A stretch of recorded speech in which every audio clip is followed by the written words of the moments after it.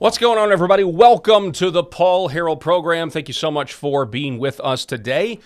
This, of course, is a special day for us on the program because this is the first broadcast where this program, the contents of this program, can be heard on LFATV, live from America TV, on Rumble and across all of their platforms. And so we are humbled and we are honored to be here today. We got a great show for you, though. We have President Donald Trump and his State of the Union address and all of the fallout from that. Essentially, a couple of notes that I have on this are that the Democrats essentially stand with illegal aliens, ironically by not standing, which is interesting. The Democrats don't want voter ID because they'll obviously be able to cheat, which is something we already knew. But to see it all play out the way it did last night was a masterclass in politics, really. And also the stuff in there about banning all child mutilation is incredible as well. So we're going to talk about that and much more with my co-host Rob Spencer. And in chair number 3, we've got Mr. Eric Haynes with us. You guys want to stay tuned? The Paul Harrell program starts right now.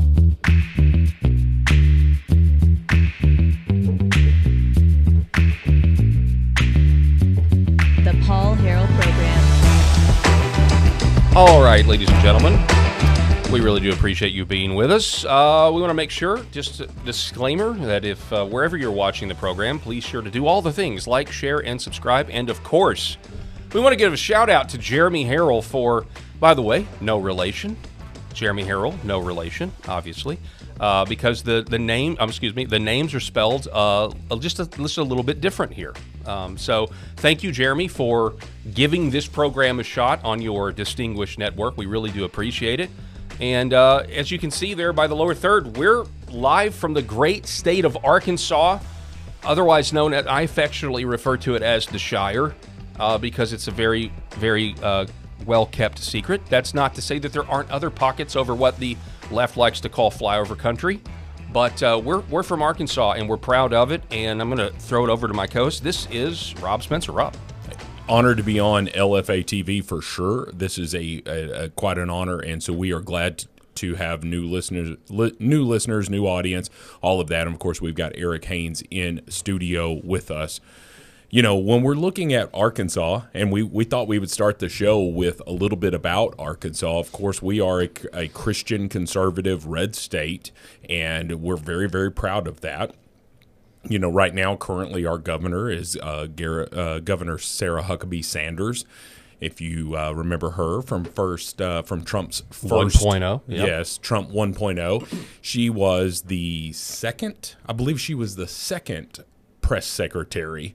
And taking over for Sean Spicer, who, you know, that we could talk about that one all day. But anyway, Sarah Huckabee Sanders did a fantastic job and then took over, you know, Kayleigh McEnany. We've got some fellow Arkansans in the chat. Oh, we do? I Okay. mean, so I've seen this right now. Yeah. So I guess somebody says a fellow Arkansan. What is this, PA route? Or forgive me if I can't.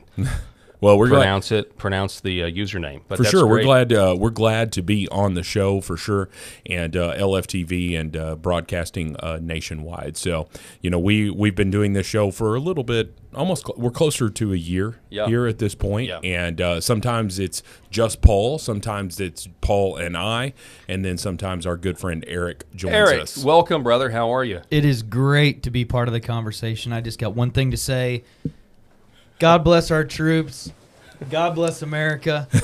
And you gentlemen, did it. Start your engines. You did it. You there did you it. go. There you go. Literally, we were having this conversation yesterday where we were trying to figure out if Eric should, because we knew we were teasing yesterday that, hey, we're going to be on this new network, you know, LFATV and everything else. And so we were like, if you ever wanted a time to kind of like reinvent yourself, you know, because you've got a chance to make first impressions, now is the time. And Eric's taking the advice. Eric is the eternal optimist. I'll just let Eric. Eric, what do you do? Who are you? What do you do? I'm a Christian conservative father of 4. I'm trying to raise good Christian kids. The flag is great. You like it? Yeah. And I work in the medical device. Baby. I work in the medical device industry, Yeah. and I have a very good time doing that. I work with a lot of amazing talented people, and I get to interact with and spend my time socially with a lot of great folks as well. So anyway, you're fantastic. I didn't even know this prior to us getting started. I did not know that you're gonna. I didn't even see the flag. I've been sitting here talking to him for like 30 minutes, and I didn't even realize that he had this flag draped over his shoulders. Secret props. I'm just so pumped after last night. Last night was just so good. Yes, it hit all the high points that we wanted it to, and all the things that we expected, and some of the things that we didn't expect. It was just an amazing. It was a masterclass by Trump. It was an absolute longest in history, right? And beating his previous record. And so we went for 2 hours. I did see some pundits there. I don't know who it was, but it's like, oh, I think he's purposely trying to go on so that Abigail Spanberger is on after midnight on the East Coast. Now, he didn't go for another hour, but he could have, and it would have been fantastic. Yeah. Okay, so Moss Dog 7 in the chat. Seems like a professional show. Good job. Well, thank you. Well, glad to be. Thank you, Moss Dog. We really appreciate it. Sorry, P Year Out. I couldn't pronounce your name. Patty Year Out. AV Patty Year Out. Okay, that's the fellow Arkansan. Yeah. So thank you for watching. We really appreciate it. That's the one thing about it, and we are going to get to the State of the Union, but just so you guys know, this is a 2-hour block, so you have us for the next 2 hours, or most of us. Some may have to duck out or whatever. But one of the things that I've realized, as I talked to Jeremy and said, hey, we want to give you guys a shot at the show or give you this time slot. I've just been diving into how absolute loyal the loyalty here for this channel for LFA is. The live chat is great. Yeah, it's fun to listen to and watch and read all this stuff. Yeah. So, I mean, that's not lost on me. And just a little background on me. So, born and raised in Arkansas, never lived anywhere else. I was in talk radio. And so, for 10 years, I started with one station in Northeast Arkansas, and eventually the show grew, and we were on, I think at one time, 7 different stations, including the Little Rock market and everywhere else. And aspiring to be the old Rush Limbaugh, weren't you? Well, when I got in, the idea, what's crazy is you got in and you thought, okay, yeah, we want to syndicate, but back then the internet wasn't what it is today, even back in 2009 when I started. Yeah. And so the idea of syndication, you think, so you're going to have satellite time and all this other stuff. But then as the internet got better and with the IP streaming services, we were able to do, kind of a poor man's syndication with the technology, and it was great. But so what I did was I covered Arkansas politics, and I did that from obviously a conservative point of view. I'm very much a recovering libertarian in a lot of ways. I think the government should ban things sometimes. I think banning things is good sometimes. Still want to get those T-shirts, by the way. But yeah, so I did that for 10 years, and now I'm here. I've been, kind of doing the podcast thing for a while, and Rob wanted to, I offered you to be the co-host, I guess about 6 months ago. You said yeah, and it's been really fun ever since. Glad to be on the show. As always, I do real estate as my main job, but as a conservative Christian husband, father, all of that, we want to talk about the issues because we cannot allow this liberal mind rot to permeate further throughout the United States and really the world, because we are the leading light a lot of times in what we see here. It starts in the United States and it goes and it just permeates throughout the entire globe. What we're seeing right now, I think, is just a strong rebellion to lunacy. We are seeing this, and we saw that, it's just so funny to me that CNN and MS, what is it called now? MS Now and MSDNC, as a lot of folks like to call it, but they were forced. They were forced to cover this, other than just kind of allowing this to happen last night and just say, well, we'll chime in if he says anything noteworthy. No, it's the State of the Union, and he got an unabridged. He was able to speak directly to the American people and speak about the lunacy that we are seeing on the left and the lawlessness that we are seeing, and it was epic. We're going to go over that over the next couple of hours. Yeah, absolutely. And I should have led with that as well. I am also a Christian, Bible-believing Christian as well, and I know, Eric, you already mentioned that as well. So And we want to try to do that as much as we can. You know, anytime we are delivering you the news, when there's an opportunity to do it from a distinctly Christian point of view, I think, and I know that's not a conspicuous goal for this particular channel at all, because I know that's where most of the hosts come from. But that's where we come from as well, because it's very important. And kind of on that, I think when you mention the lunacy of the left, I'll recharacterize it, and I'll just say that it's wicked, it's evil, and it's obscene. And in many cases, the left going full mask off in so many ways, like, transing kids and calling it healthcare. People have woken up to the fact that is evil. And so they overplayed their hand in so many ways. And what that has also done is it's served to wake people up. Like, wait a second. If there is evil in the world, which there is, where we can objectively say that this is evil, well, then there also is objective good. And obviously the objective good is the God of heaven. And morality, that's where morality comes from, and the character of God that we see revealed to us in Scripture. So anyway, it's great to be here, and let's get into it, shall we? Absolutely. All right, so Looking forward to it. The first thing that I knew exactly what the thumbnail was going to be when I saw Al Green.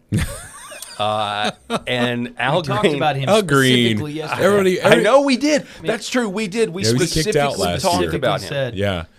The usual suspects will do their thing. Yeah. It's how much further will they go, and how much what will we actually see? They had a quick trigger for him last night. It was fantastic. Once I saw him extend the hands with the rolly sign, like.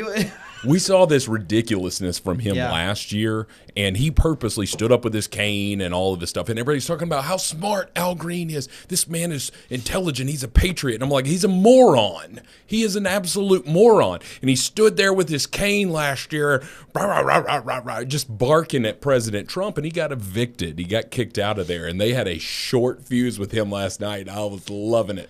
So The Guardian writes, headline, Democrats refuse to stand for Trump as Al Green ejected over apes protest sign. Of course, this is now, I think, the second time he's been... So stupid. The second time, because of the last State of the Union, which the last one wasn't really State of the Union, but because it was in March. But anyway, but the point is his hand was covering it, and you had this one... Hang on, let me throw this up there. Yeah, so... this is the one that killed me because I don't know that we're seeing that. Are we seeing that on full screen? No. Chiron on the bottom. Oh no, we can see it. Yeah, it's up. I'm watching the live feed here. If you can't see the bottom of that Chiron there because of the lower third. Yeah, I mean it's good here. Black, sorry. Yeah. Yes. Okay. I'm on a little bit of a delay. No, it's fine. So black people rent apes. Obviously, it's supposed to say aren't apes. But so this sparked like an entire serious man trolling. I mean, the trolling on the right at this point. We talked about this yesterday with the Gavin Newsom memes. Is absolutely at its zenith right now. I really believe that because it's just getting better and better. But yeah, so this is the guy. Bless his heart. And so I wanted to ask you, Eric, because you had said something to me. Bless his heart. I didn't That's a Southern thing. Yeah. Bless his heart. Well, it's the thing you can say, this guy's a complete idiot, bless his heart, and then you're absolved of actually gossiping about it. Just like, that guy's as fat as a cow. Bless his heart. Bless his heart. So, but Eric, you were telling me something off air that I hadn't seen about Hakeem Jeffries. And the instructions that he gave to the Dems before? They were very clear before the speech, which was silence is going to be our answer to everything. Mm-hmm. And, you just waited for the trigger. Like, challenge accepted. You knew it was coming, and you just waited for the trigger. And then sure enough, and I know we're going to talk about this a lot, but once, and bless their hearts, Ilhan and Rashida Tlaib are sitting right next to each other.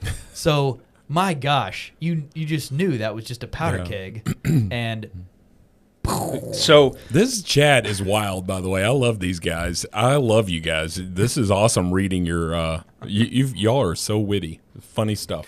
So Hakeem says, "All right, just be silent," and they failed the challenge miserably. Mm-hmm. Or I guess Al Green was like, "Okay, I'll be silent. I'll just make signs." Well, I think it was 77 of them didn't even show up. Is that? Do I have that number? Oh, yeah, right? they had their little I think pity it was party. 77 or 78 of them didn't even show up. Nearly So a third of all Fetterman was talking about this morning on the media stations. He was like, they didn't even show up. Like they weren't even there. Yeah. So. I'm really going to try to really monitor this chat, but you guys are cracking me up with this Hawk Tua Hakeem and all of this. Yeah, you guys are funny. Oh man, this is. Should I get that reference? I don't know. No, you should not. The Hawk Tua girl. If you don't know the Hawk Tua girl, I get that reference. No, I'm just not. Is there something about Al Green that I don't No, know? No, Hakeem. Hakeem Oh, Jeffries. okay. That's- Hakeem. Yeah. So what was he called? What's he called? The dollar store Obama? Timu Obama. Timu I Obama. thought, but I've heard Okay. both. I've There you heard go. all of them. You can Lord use have them. mercy. They're synonymous phrases for Hakeem. Well, listen, rented apes. I don't know. He's the I don't know what the rate is. Hakeem Jeffries is the Ricky No, I'm going Bobby. to get in on that. There's going to be a whole market on that. Well, It's a very yeah. good business opportunity. A lot of people don't know. Well, they're about they're the 4 ape times rental strong. market. Jeffries is the Ricky Bobby where I don't know what to do with my hands. Yeah. He's doing an interview. His hands are always moving, but they're not moving in sync with what he's saying. Yeah. And it doesn't make any sense. It doesn't land right. So he's just up there doing this thing all the time with his hands. So. Yeah, he's the definition of a showman, and if the Republicans do not show up in the midterms, if we don't see a sort of a turnaround here, and this leading into what's going to happen in November, then Hakeem Jeffries is going to be Speaker of the House, and I can think of nothing more scary. Or scarier. I can think of nothing scarier than Hakeem Jeffries, because you can say whatever you want about Nancy Pelosi, but was anybody in control of that woman? I think Nancy was in control of herself. 100%. Well, the Smirnoff had some influence. So, there was that. And the Shut up. and the Remember? Yeah. you shut your. Shut up. It reminded me of that movie. I don't know. I can't remember what it is, but it's a divorce proceeding, and she's like, "You shut your mouth when you're talking to me." That was identical It was to it. Wedding Crashers. It was Wedding Crashers. Okay, but regardless, Nancy Pelosi is not. She is her own person. Agree or disagree with her, she's a crook. She's the insider trading has gone all this stuff, but nobody is in control of her other than money and special interest. Hakeem Jeffries, I don't think he's in control of anything. He's too minor a player on this chessboard for someone to allow him to be third in line for the presidency and not have the puppeteer strings. Yeah. Absolutely working on that, man. Interesting. Yeah. Well, I'll just say this: if he's the next Speaker of the House, President Trump is going to be impeached. It's going to be. Oh yeah, day one. Day one. And then Al you're going to Green. have Senator Adam Schiff, who should be in jail, chairing some endless committees about I don't know, the next Russia collusion hoax or whatever the case may be. That's what we have to look forward to if the Democrats take the House. And of course, if the Senate falls, then it's just going to be even worse. All right, so Won't happen. let's real quick before we get into some of the content, because Trump's speech was really well written. I thought the transitions were good, just as like the camera transitions were actually the best. Actually, let's go there first. So people caught onto this real quick. We have somebody over on X, the questionable gardener. Whoever the producer of tonight's State of the Union broadcast has to be the biggest troll in America. Quote, because they refuse to call their daughter a boy, camera pans to, this, lady What's his here. name? Man. McBride? Yeah, the man. Tim McBride. Yeah, Tim McBride, who calls himself Sarah. And then, they talk about Somalia pirates just or whatever. love it. Cut to Ilhan Cut Omar. the- And the that's why camera- she was humiliated. Oh, And yeah. that wasn't just on Fox News. I saw clips of C-SPAN. Yep. They're like, boom. Yep. Here it is. Let's find this Here it is. person. I don't know. You forgive me for my ignorance here, but was there like one main television feed and everybody got it? I don't think so. I think maybe there were a couple because I've seen some that didn't that weren't the same in terms of their cuts, because I had to go find them for these clips that we're going to watch. Well, regardless, whoever was working the camera for C-SPAN and some other places, I expected that out of Fox News, but C-SPAN was like, it was here's masterful. here's this transgender dude. I also felt like the speech was really very well written. Little things too that you guys may have noticed it, but I certainly did as somebody who studies this stuff or has for a long time, but like the little stuff where it was like, we got the Olympics. It's going to be in Los Angeles. And I'm immediately thinking, Los Angeles is kind of a hellhole. And then he's immediately like, and it's going to be safe, just like Washington, D.C. is safe. I was just little things like that throughout the speech of how it flowed. It's underrated. It was really good. Yeah, because nobody's talking about that. To your point, nobody is talking about those little key points, but he's absolutely – and does anybody believe that he's full of it? We're going to have the Olympics in the United States while Donald Trump is the president. You can bet your tail end that he is going to make sure it's safe. He does not want the egg on his face of some sort of international scandal or incident. Mm-hmm. And then later he talked about the D.C. having the lowest murder rate, since like the 1800s. And he said something, and I don't have it off the top of my head, but it was something about how we have virtually, no crime now in Washington, D.C. And then I thought to myself, looking around the room, I'm like, most of the criminals are in the room. Because they're all here. They're all here. Oh, Lord. That's true. All right, here we go. Let's start with this one here. What is this? Is this the Somali pirates one? Hang on, let me make sure. Which one is this? We'll take care of this problem, importing these cultures. I thought this was a strong. I mean, he did everything in terms of talking about the border, the security, illegal immigration, and we'll get to that where they all sat down and the Republicans stood. But I thought this was a strong moment when it comes to Ilhan Omar and him calling out what's going on in Minnesota and specifically essentially saying, look, if you import the third world, our country is going to be worse. Right. And that's what we found with the Nick Shirley stuff. So. Real quickly, I want to say something in the chat.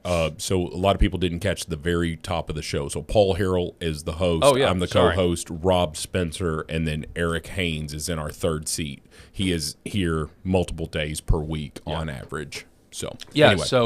Welcome. For those, if you're just joining us, you'll get used to it, hopefully. But this is the Paul Harrell program, and this is our inaugural voyage on Live from America, LFATV, and we're really humbled to be here, and hopefully you'll enjoy it. We also stream to some local television stations here, so we probably keep it a little bit more PC than what we would if we didn't. But we're not coming in here throwing a bunch of F-bombs. Right. So. Yes. But I will say, if Rob gets really worked up enough, you really never. He gets red. You're going to see my face nearly explode on a daily basis, especially if you want to talk about the transgender ideology. I lose it. He's like Baby Jack on The Incredibles when he gets real mad. Yeah, that's true. That's true. And you can tell. You can tell. All right, here it is. President Trump. This was kind of the one where Ilhan Omar was, I think, just totally humiliated. But you also try to put yourself in like the average American's shoes. Like, how did they process everything from last night?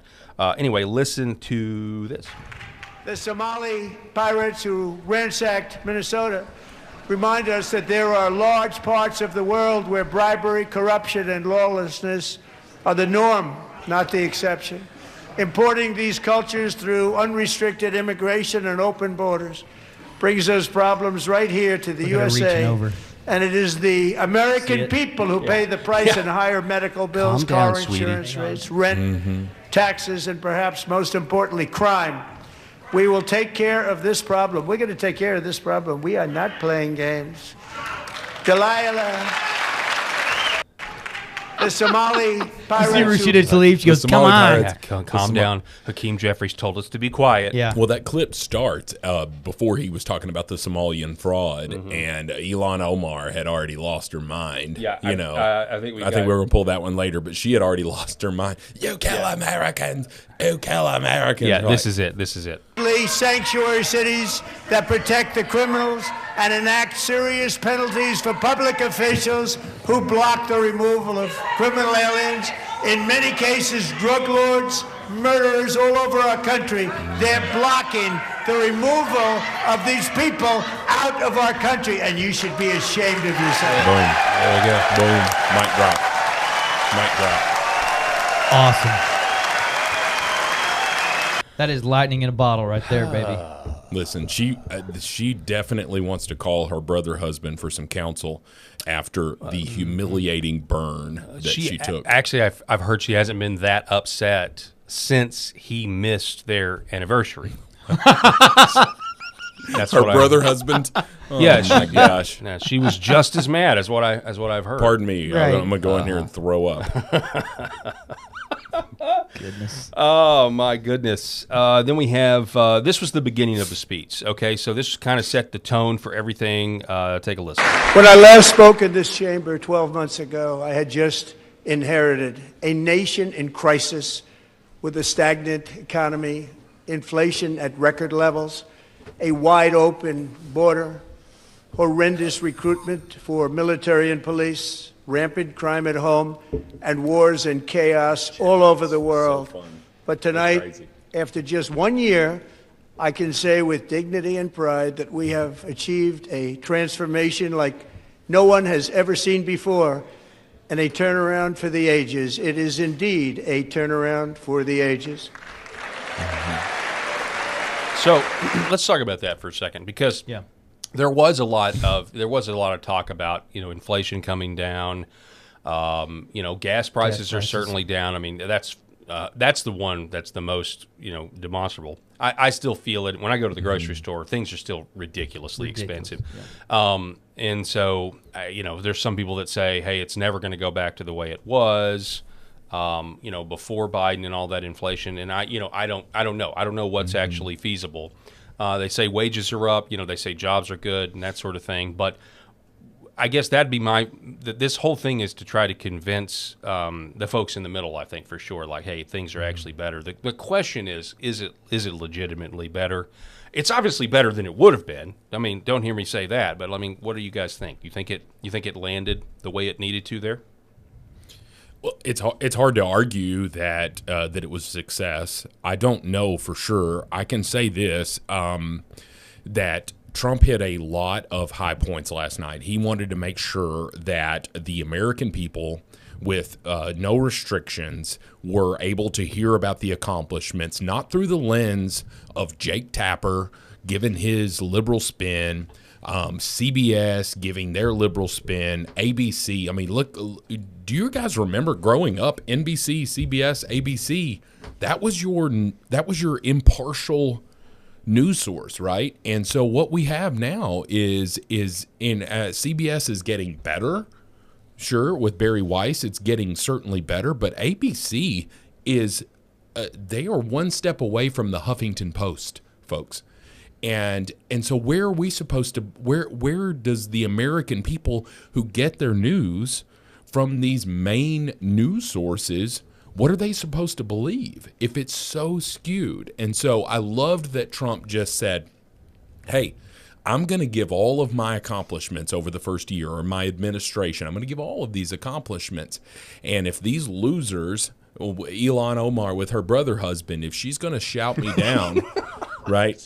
If she's going to shout, funny to hear. Right? If she's going to shout me down, I'm going to let her know that her Somalian pirates, right? Which the fact that he used the word pirate was so phenomenal, right? But it's the very definition of it that when we've talked about this on the show previously, and so I'm going to say this for our LFA TV audience here, is that look up the average IQ of the country of Somalia. Yes, the go there, right? there. I want you to go there. Yes. So you want to talk about this?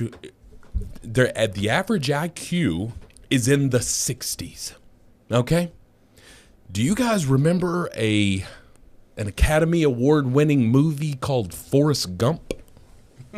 Yes, of course. Maybe people in the chat remember the old Forrest Gump and him trying to get into school here, and his mother, Sally Field, played by Sally Field, goes into the principal's office, and he's like, the average IQ is right here, Mrs. Gump. Your son is right here. He's 5 points below that. He's going to have to go to a special school. And she's like, he's not going to go to a school and learn how to retread tires and all of that stuff. And then you look at the chart. He's considered mentally handicapped and needing to go to a special school with an IQ of 75. Wow. A full 10 points higher than the country of Somalia. One thing I'll give them, though, They're really good at coming to the United States and committing fraud. Yes. Because up until this year, how many years have they been committing fraud that it's been completely unchecked and we didn't know about it? Right now, it's on the radar, and I hope it stays on the radar. Get them out of here. The people have said this in the chat, like they need to be denaturalized. I think if your main intent is to come from the country of Somalia and you've moved here and you are committing massive amounts of fraud, but you have a visa, if you have a green card, if you have some sort of citizenship while you're here and all you've done is commit fraud, get the hell out. Yeah, I mean, 100%. Or they may have not known it. Some may have not known about it, or they did know about it and were complicit and looked the other way because it was a large voting block that they thought that they could keep too. That's more logical. Yeah. I mean, well, Governor the whole Walz thing. There's Ellison so many. and all these guys. They need to answer for that stuff. Yeah, and there's so many reasons for why that happened, right? I mean, you've got the leftists that really just want to believe the world is a totally different place than it actually is. Like, they want to totally ignore stereotypes. They don't exist, even though people reinforce them every single day. You've got others that want to make money. You've got the guilt, whether it's white guilt or whatever. Bring them into Minnesota, and then they can't be expected to own businesses, but we can't expect them to actually grow their own businesses by themselves with their own ingenuity. But that's racist. So let's give them a bunch of money and we'll give them businesses. But then the businesses aren't even legitimate; they're just fake businesses. But we can then say that, hey, these black Somalis are business owners and they're just like any other American, when obviously that's not the case. And then you have the other aspect of it, which is all of these fake groups, whether it's the fake daycare or the fake hospice houses. Beginning of life, end of life, exploitation, pulling at your emotion strings to get your taxpayer dollars. It's all about, for these people, tithing. And what I mean by that is they're expected to tithe a portion of this government money back to an NGO, Tim Walz's, political campaign, or a PAC that's going to support, Tim Walz's political campaign, or even whatever back to Somalia as well. Yeah. Oh, yeah. Suitcases in of money. briefcases and suitcases full of $100 bills. Then you have these tertiary schemes, which are secondary, tertiary, or hey, let's get the airport involved. Which, by the way, I still don't have the right answers on that. How's that been going on for years? Yeah. I mean, we all know TSA's a joke. Excuse me, sir, let me put my hand down your pants. Yeah. We all know that, but the fact that we don't know how, has anyone been arrested? Been passing through the scanners? Sure. Yeah. The whole TSA thing I think it's going to lead to an even bigger conspiracy. Well, we see that, Paul. Like when you go through when they go through TSA, there's a video going around and it's like a voiceover and it's like, put your stuff on the counter. If you got a laptop, put it out. Yeah. Take your hoodie off. All that stuff. You can't go through there. You couldn't go through there with some drugs up your rear end because you're going through all of the scanners, but they're carrying suitcases full of cash. Yeah. Funding terrorism. Somebody in the chat. Yeah. We know why. It is in the interest of not stepping on any toes. We don't want to be accused of racism. This is a PC bullcrap where we're allowing Somalians to walk through the airport with suitcases full of American money that they are taking back to Somalia.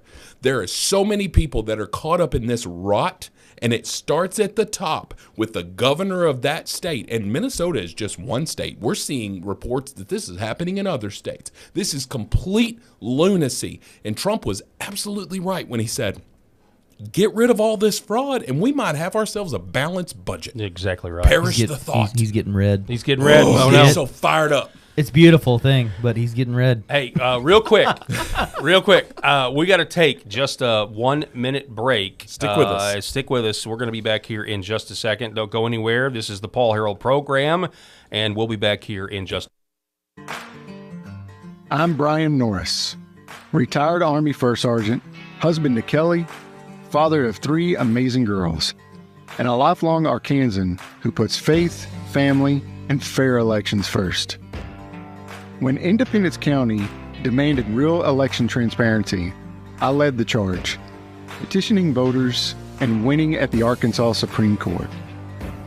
Now, Little Rock bureaucrats are punishing counties like Searcy for putting voters first. That's not real conservatism.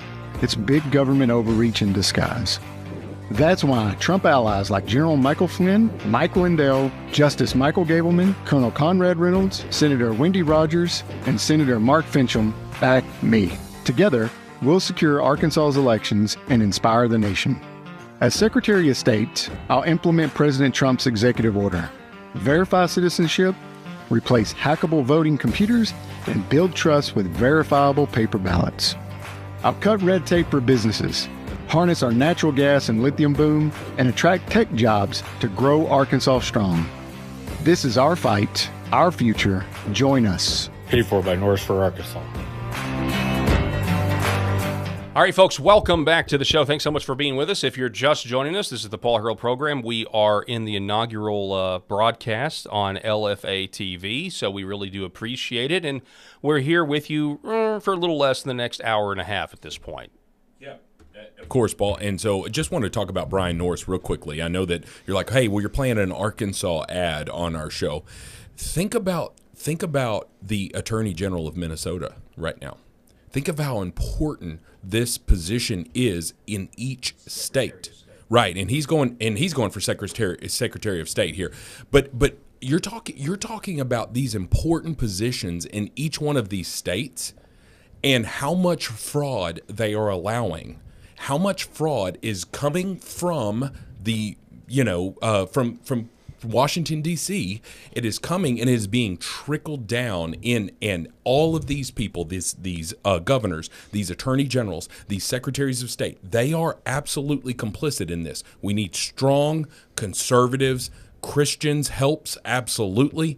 All of that, they need to be in positions of power in these red states. Okay, so I'm going to do a little programming change. We're not going to go with the Dem Sob Fest yet. We're going to wait on that because this is a perfect segue after the Brian Norris ad that just played. And we interviewed him on this program last week. In Arkansas, early voting started about a week ago, and our primaries are March the 3rd. Mm-hmm. And so just like in any Christian red state, the primary election is really the general election because in most cases the Democrats, they don't have a chance. But let's talk about election security, okay, because this was a huge part of Donald Trump's speech. And matter of fact, I thought this was the best part. I really did. I thought this was the best part because he was just brutal, and I think he was brutal. I think you're reading speeches that people have written for you. I think this was the part of the speech that he was the most passionate about because 2020 we were all awake. 2020 was stolen. I mean, like we believe you're our own eyes. You're a fool if you don't believe that. You're a fool if you don't believe that there was massive fraud in 2020. So, do you think this part was directly aimed at John Thune? Yeah, I mean, when he calls him out by name, John, we got to get it done. Now, the update on that is that John Thune has said, okay, we're going to try to do this and do the standing filibuster, which is going to tie up the Senate, which is great. I mean, hours and hours. People act like that's a problem with me. No, Spartacus and all of them will get up there and they'll still talk for hours and hours about nothing, and they'll read and Yeah, it's like tie up the Senate. That's great. And you mean tie up the Senate to work to do something that 80% of the country actually wants, right? While and the government can't do all shut of this down. other stuff that none of us want, right? Like, go ahead and do it. And I like how he kind of put the responsibility on the Senate Republicans to get this done. Now, Thune said they don't have 50 senators that want to do it, and so this is where I don't know what you're going to do, but the SAVE Act is very important, and we're not even talking about getting rid of the voting machines yet. I mean, that's a whole nother conversation. The hackable liability known as voting machines. Where we can't see the source code because it's proprietary, so private companies are essentially running our elections is what I believe. But anyway, here is the part where he starts to go in about the SAVE Act, and I thought this was the best. And perhaps most importantly, I'm asking you to approve the Save America Act. There it is.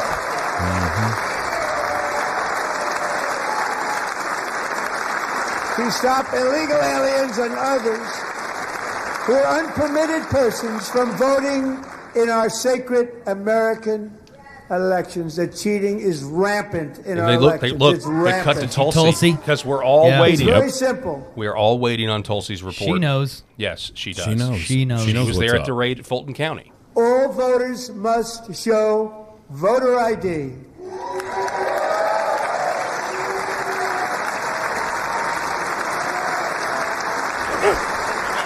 There he is. It's kind of fun. Oh, I'm trying to talk like a woman. What do you mean? All What voters are you must talking about? show proof of citizenship in order to vote. So I spent the evening with my family, my wife and my child yesterday. So we did something else. We didn't watch the State of the Union, so I watched it this morning on 1.5 times speed. So maybe my recollection of his delivery on this particular issue was just a little different. Come on. No, it's still great. I'm just No saying. more crooked mail-in ballots except for illness, disability, military, or travel. None.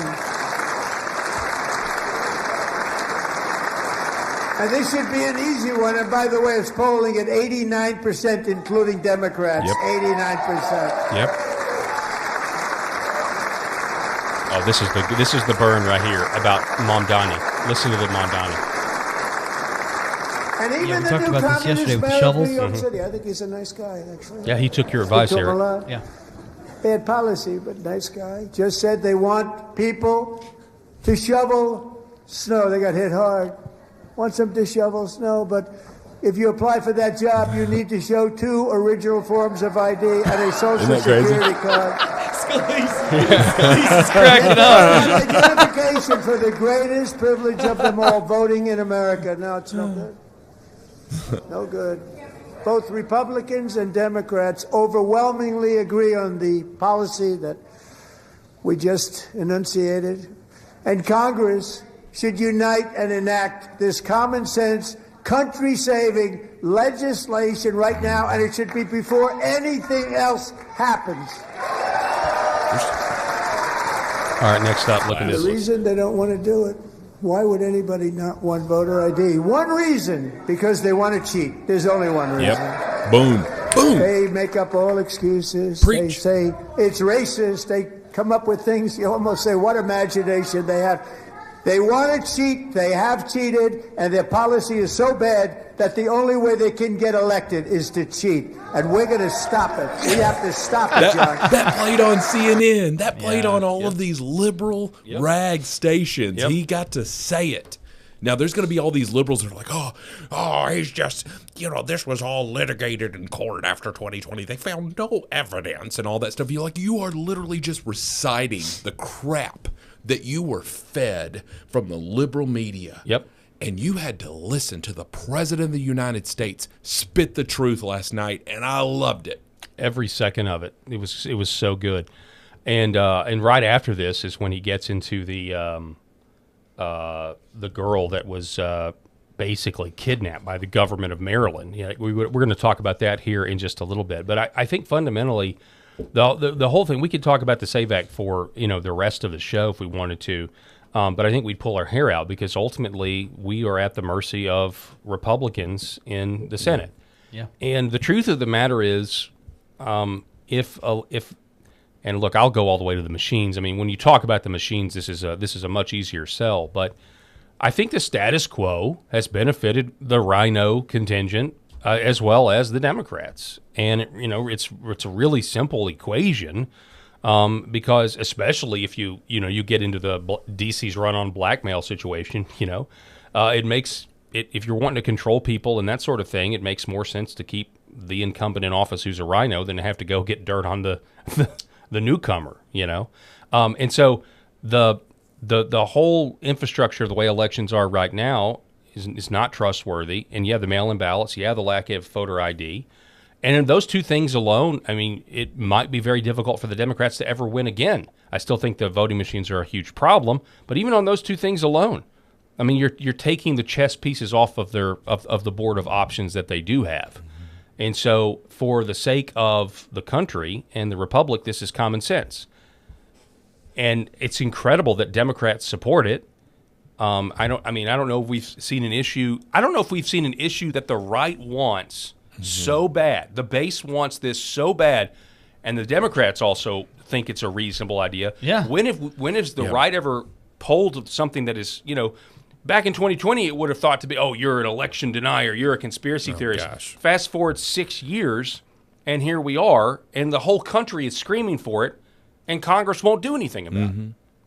Well, what we saw, too, is, after 2020 in the Arizona, which America, honestly, if we could lock down Fulton County in Georgia and Maricopa County in Arizona, if we could lock down the fraud that is just absolutely rolling through those counties, if we could lock that down, I think it would be a true indicator of where the American people are, voting wise, because when you have people like Carrie Lake, who is a controversial person in Arizona, but if you're voting for Trump, you're casting your vote for Carrie Lake in Arizona. There's no freaking way in you can convince me that someone went to the polls and voted for Donald Trump but didn't vote for Carrie Lake in 2020. So don't lie to this. Don't lie about this crap. But anyway, Maricopa County, so there's these court cases that happen after the fact, and they have an expert get up there, and he hacks into the voting machine. The voting machine that's not supposed to be online. Dude was in there. I think that was Georgia. Oh, was it in Georgia? Yeah, okay. And the reason you think that is because I have mistakenly reported that it was in Arizona as well. But cut from the same cloth, in my opinion. And so what they're doing is the dude sits there on the stand, and then that judge rules against them, but not really ruling against them, just basically says, hey, you don't have the standing here, and we're going to kick this can down the road. And you know what it was? No judge for as much of alphas as most of them are, whether it's male or female, for as most of them there are judges who are these alphas, none of them wanted to be the judge that overturned an election where did these 81 million people come from? Where did they come from for Joe Biden? And we know there was mass mail-outs to these people, and there was so much fraud, and it was busted out. All of these things that are said to not occur, such as illegal immigrants voting machines that are offline, you can't hack them. Okay. People who are doing these ballot harvesting and going around to all these old folks' homes and saying, hey, who do you want to vote for? Let me fill out your whatever it's called, your ballot. Let me fill this stuff out there. 2,000 mules, where all of these ballots were being dumped at 2 at 3 o'clock in the morning. You sit there and you look at that and you say that was the safest and most secure election that we've ever had. You are a complete moron. No, that's spot on.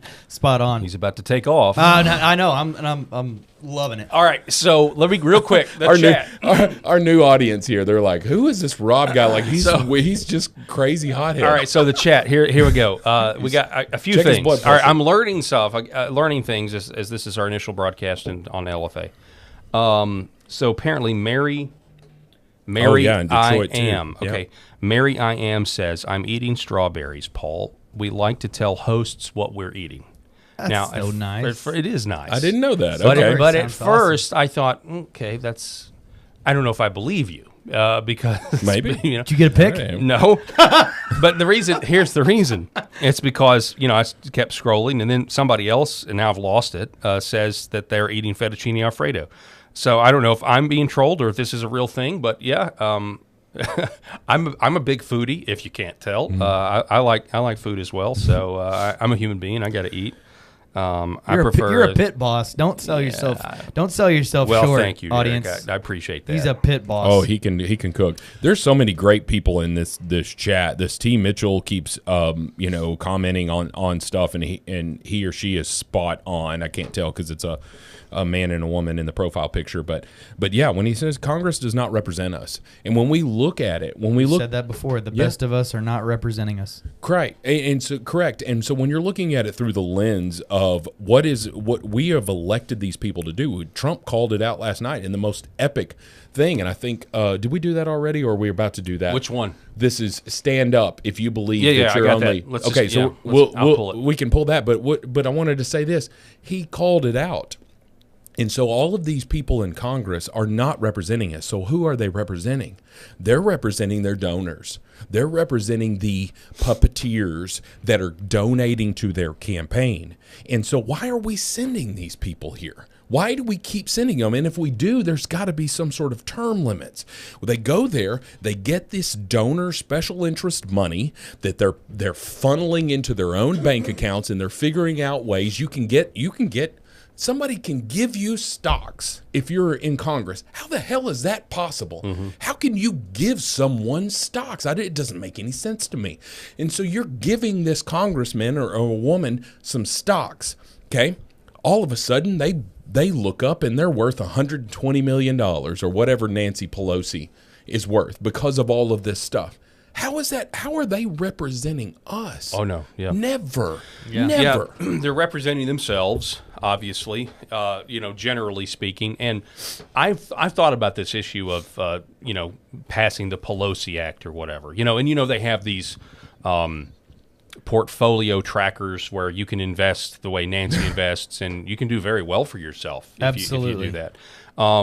But I keep her average rate of return when you follow that. There's a whole Reddit thread where you can follow, and there's an app now that you can follow Nancy Pelosi's stock picks and what she buys, and the average rate of return is 550%. Wow. The annual rate of return on what you invest by just following what Nancy Pelosi buys is 550%. Where the national average is what, 10%? Yeah, right. That's insane. I keep coming back to the fact that I don't know how you legislate this out of the system. I haven't seen everything, but I just keep coming back to, man, if we just had Christians, if we had Christians in government, that were honest and knew they were accountable to God, and they wouldn't do this, or at least you would hope that they wouldn't do it. And I know that it's just frustrating to me, because I'm like, even if you put like the Stock Act out there and you put all this teeth in it, you're not going to stop this guy from going and telling his son the information he heard and which stocks to buy, or go tell Uncle Leo at the Thanksgiving dinner. You can't make that illegal. So I think the information that they're privy to in these closed door meetings, especially DOD defense meetings, when some of them they're in these committees, like they know when purchases are happening, they know when orders are being sent in, they know the times to purchase these stocks of these companies. So I don't know how you pass that as well, but his call out of Nancy Pelosi, is Nancy Pelosi standing right now? That was phenomenal. It was perfect, that was perfectly amazing. timed. And what I'll say this is Elizabeth Warren was standing for that, because for all her faults, she has been absolutely on the train of this does not need to happen. We need to be able to limit the Congress's ability to do individual stock trades. When Nancy Pelosi is buying a bunch of stock in Visa, and a policy comes out the absolute next day from a committee that she's on, and it sends Visa stock through the roof. How the hell is that not insider trading? It's the very definition of it. Should go straight to jail. Real quick, Darlene. Hang on. Darlene Dempsey says, we love hotheads, Rob, so that's directed at you. Well, thank you. What's Darlene eating I usually right get now? fired up every day. I don't know what Darlene's eating, but I will say Ben Hops has cashews right now. Someone named R*77 says, not saying what I'm eating right now. I don't know why you're so private. I don't know why you're keeping that from us. Well, I can tell you this. This chat is wild. I love you guys. I keep saying it's crazy. Like, you guys are crazy, and I love it. Hang on a second. Let me see. Let me go to the latest one. Do you have one? Do you have one you want to read? Well, this just goes to the same channel. T. Mitchell. Gosh. Okay, I think I just saw the one you were talking about. Yeah. All right, yeah. Some things in the chat are not PG. There's a lot of great. There's a lot of great patriots. Y'all keep it coming. Y'all just fueling it. But you know, this Sir French Knight said, you know, just something where I was going to go with it when we're talking about the people. The Congress not working for the people. Abigail Spanberger did her rebuttal to and I just thought, like, of all people, you had that woman who was absolutely a wolf in sheep's clothing, who got elected in Virginia and goes in there and just completely does the opposite. She ran as a centrist and goes in there and completely, we talked about this on the show yesterday or the day before, how they're taxing dog walkers in the state of Virginia because of this crap. I mean, and so she delivers the rebuttal. And what is her first three things? We want you to ask yourself whether Trump is working for the people, if things are more affordable than when he took office, and does he care about you, or what? I can't remember exactly what it was, and I was sitting there thinking, yeah, he's working for the people. The man doesn't even take money for being the president. He donates his salary. Abigail Spanberger, are you donating your salary as governor? No, you're not. You're just swimming in the swamp, you know? And so are things better? Yeah. Gas prices are at an all-time low. The price of eggs, the milk, meat, all of these things that we use on a daily basis, these things are the prices are going down. Are they where we want them to be? No, but interest rates are coming down. That's something I deal with in real estate. If we can get a new Fed chair in there and they start lowering these interest rates, we're going to see a booming economy. You got to be careful with that. You can't go too fast, too hard, too quick, because it'll go up, and we'll see this inflation return, but prescription drug prices are down. Prescription drug prices, energy costs are down. Like, it's just more and more and more. This is becoming a snowball effect of good, positive things that are happening. And you sit there and tell me how that benefits Donald J. Trump. How does it benefit? How does low prescription drug prices benefit Donald J. Trump? It doesn't, because even if he was on prescription medicine, and I don't know that he is or isn't, but even if he's on that, you think he's a billionaire. He can afford it. He doesn't care about the cost of this stuff. And so you're sitting there, Abigail Spanberger, taking money from the people, questioning whether this man who does all of these things to try to make the lives better for the United States, is Donald Trump perfect? No. We know that he's not perfect. There's been some bumps in the road over the first year. But I'll take a 95% success rate over what I would consider a 100% fail rate from Kamala Harris. Oh, 100%. Yeah, I mean, it's not even a question. And just in terms of the Democrats, pro-illegal immigration, anti-white bias, anti-Christian bias. That's why one of the comments here from Rosebud, well, I lost it, but somebody said that Elizabeth Warren used to have a level head before she was inhabited by a demon. And I will just tell you that that is not, in my mind, that is not outside the realm of possibility here. Maybe. So that's anyway. Let's get to this. This was a pivotal moment in the State of the Union last night.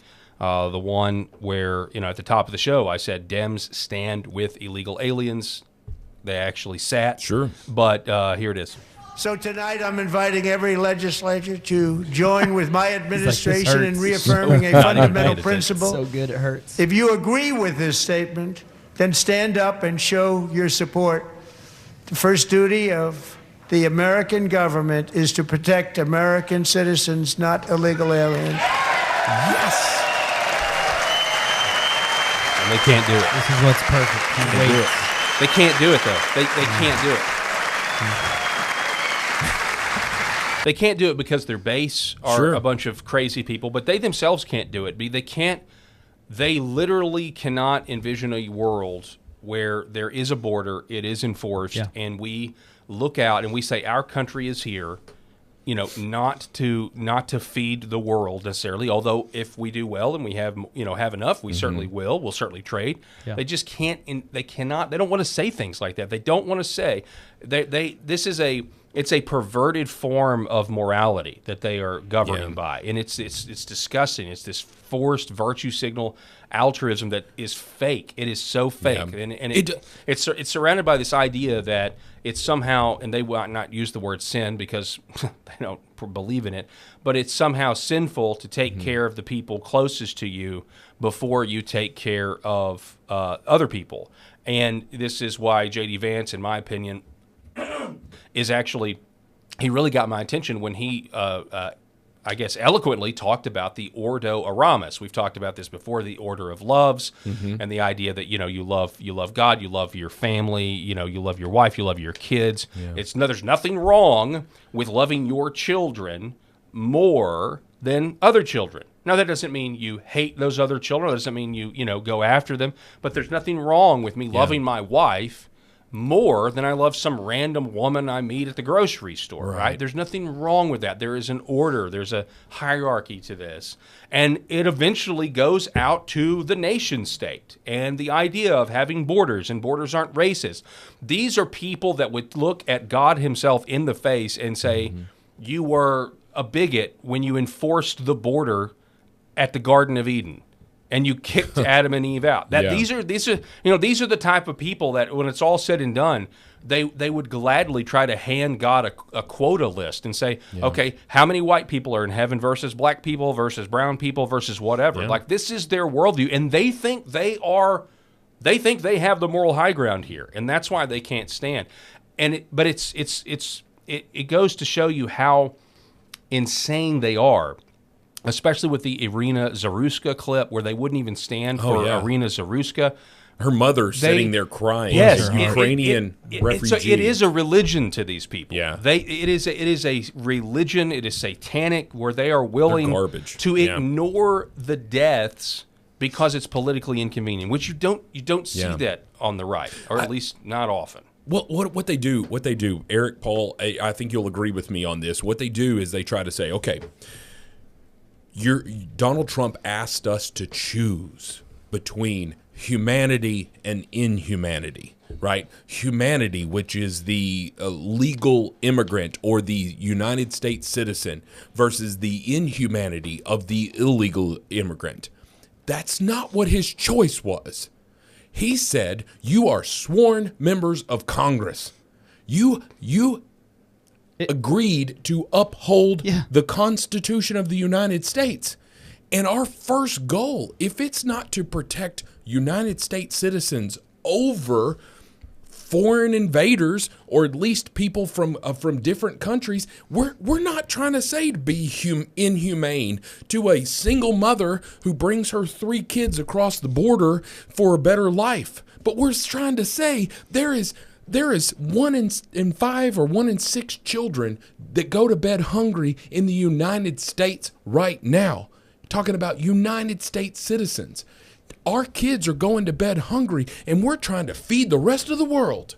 That doesn't make sense, and that's exactly what Donald Trump was pointing out. He brought this back to basic civics as well, which was just what was so genius about it. Everybody can understand that these folks in this room, their job is to make things better for their constituents and the citizens of this country. And what they said in their keeping their themselves planted in those chairs is that no, that's really not what's most important to us. And also after this, the next 10 or 15 seconds of Trump's nonverbals was perfectly executed as well, because he didn't have to say anything else. He just, he literally, he just showed. He's like, look, he didn't have to say a word. Yeah, so, someone said, I bet Rob drives or rides a Harley like my late husband. Okay. I used to ride a motorcycle, and I had a pretty bad wreck, so I do not ride anymore. But I feel like I'm of that mentality. Hopefully. Oh, totally. Okay, so somebody out there pegged you. Yeah. They knew exactly the type of guy you are. But I'm 6'4" and I'm about 250 pounds, and I look weird on a motorcycle unless it's a really large motorcycle. But anyway, Bad to the Bone is his walk-in music anyway. When he comes into the studio, it's playing. I'm usually mad. Like, what is Rob mad about today? So. I do take blood pressure medicine to make sure I don't stroke out on you guys here. So we're officially in hour number 2. It is now 5 past the hour. You guys have us for the next 55 minutes. So we're going to now transition into the left and their reaction, or at least their counter protest, which has got to be one of the strangest things ever. I mean, if the Democrats if the Democrats refusing to stand, or refusing to stand for Irina Zaruska, or Al Green saying black people aren't apes while covering up the A and it says black people rent apes. I don't know if I've ever seen anything more hilarious than you just change one letter of something and totally makes for great internet content. But I think of Al Green, I'm sorry, I know you were trying to make a point. No, here, it's but okay. When I think of Al Green, I think of the musician. Yeah. And I know that I think he's gone, right? He's died, but it is Al Green, right? I'm not. Oh, it's yeah, just no, another Al Green. It's the same name, but this guy, the one in Congress, is a moron. Yes. The Al Green, the singer, was a genius. Is he? That we should have a game. Is Al Green or Frank, or is it Hank? Is Al Green or Hank Johnson? Oh. I call him Capsize for years. This was The island. This was back in the day. This was talk radio gold. You don't even know what I'm talking about, do you, Eric? You don't know Hank Capsize Johnson Oh, from this guy's Georgia. a moron. He's been reelected. He's still there. He literally. I feel terrible. No, it's okay. I listened to Rush, the Great One. He would've growing up, so I don't. Rush would have covered this. Yeah. He did. I feel like I feel like I'm I sure missed he did it. if it happened during that time. Yeah. Obviously, I listened to Rush Limbaugh growing up. I mean, yeah. Yeah. But so anyway, the guy he's talking about Guam. He's like lecturing some naval admiral about the island of Guam, and Hank Johnson comes in there and be like, how big is the island of Guam? And he's like he's a prosecutor trying to pin him in here. Oh, well, sir, the island is approximately this many miles long and this many miles wide. Well, from what I can tell, it's I don't know how many square miles that is. Do you happen to know? And he says, no, sir, but to your point, the admiral is being very kind, right? Talking to a member of Congress, checks and balances. Sure. No, sir, but to your point, Guam is a small island. And he's like, well, my concern is that the island of Guam becomes so overly populated that it would tip over and capsize. He said it. Are you serious? He's dead serious. You can go look video. it up. Yes, Yeah. it's there. And Lord. and I'm dying. the guy that you feel the most sorry for is the admiral, because I mean he's still being respectful. Yeah. What's his answer? He's like, no, sir, Congressman. That's not been a current concern. Basically, we don't anticipate that happening. And so he puts it out there like, well, that could happen. It could be. Hey, So bless his heart. Yes, right? bless his heart. So Yeah. he quickly Here had in the Arkansas, we say reputation. bless his That's all I'm heart. saying. Okay. He quickly had the reputation for being the dumbest man in Congress. Oh my God! Very The quickly. dumpster fire. Matter of fact, I remember, I was on radio back then, and I remember, taking Yep, this. he said that. Yeah, and I was like, no way he said that. I showed him the article first, and they're like, this has got to be fake news. This was before fake news was a phrase. It was just like, I don't believe that. And then, you showed him the video, and you're like, oh my goodness. Paul, you get an award for the day because that was about the most imperfect impression of Hank Johnson, especially in that exchange, that I've ever heard. Oh, thank you. It was really good. So there was, being on back in radio, I had a bunch of clips, just saved audio clips, audio files, and so they're like right up here. There you know go. what I mean? That Like Rolodex. Yeah, they're up there. But that's. But that's anyway, certainly Al one of them. Green is in that same boat. Right. Who's And dumber? I was gonna say there's so many of them now. That was obviously a major example, but there's Al Green, there's AOC, there's Rashida Tlaib, there's Ilhan Omar, there's the guy that paints in his big eyebrows. I forgot his name. There's a guy that paints his eyebrows. Yeah, the one guy. That forgot. one guy. I This one have no time. idea. This one time at band camp. I'm gonna be so mad. Well, I get Al Green every time Al Green's in the press, though. I think of Mo Green from The Godfather Part 2. Mike. Speaking of eyebrows, you don't come to a place like Las Vegas and talk to a man like Mo Green like that. That's another good one. I didn't know your impressions were so good, Paul. Anyway, sorry. No, they're really not. Okay. All right, so let's get to what I was trying to get to, but this is what happens when you have 2 hours. So I was trying to get to the Democrat pity party. So they assembled, like, kind of like a bunch of rejects. Let me see, where did it go? Where are you, J.D. Vance? Because they assembled to boo J.D. Vance. Hang on one second. Shree Thanadar, by the way. Shree Thanadar. Sounds like a comic book villain. Yeah, he's the one that like Donald Trump. We will impeach you. Oh, is that guy with the $100 hair toupee? Yes. Yeah. You know how I got his name? I figured his name out. I typed in Google Democrat eyebrow guy. Are you kidding me? I'm not joking. That's my Google search. You know what? There it is. There it is. There it All is. right, well, Shree Thanadar. Right listen, if Google said it, it's true. But that dude is a moron. Oh my gosh, that's what I'm saying. There's a ton of them now. They're all laughing stock. He gets completely assaulted every time he questions someone, and he just keeps going at it. How is he on committees? I'll never know. And in all seriousness, it brings up the point that we've talked about so many times before, which is that the best of us are not representing us, and they're not all that extreme, and they're not all that fanatical, and they're not all that 5 gallons of crazy in a 3-gallon bucket. But there's so many of them now, and they could not even stand to confirm that their job is to do what they were elected to do. They can't, which is to take care of Americans. Yep. Here it is. All right, so this was just this little small clip. They get the state of the swamp. They're wanting to protest. They're wanting to defy. They had this thing on the podium, defiance or whatever. It's kind of the new Washington Post from Trump 1.0 Washington Post. Democracy dies in darkness. I heard you Decon 13 about it. They said to go face my fears and ride again. So maybe I should. You think so? I don't know. I got to talk to my wife. I don't think your wife is gonna be. Remember the South Park episode there where the dudes were going through town and that'd be.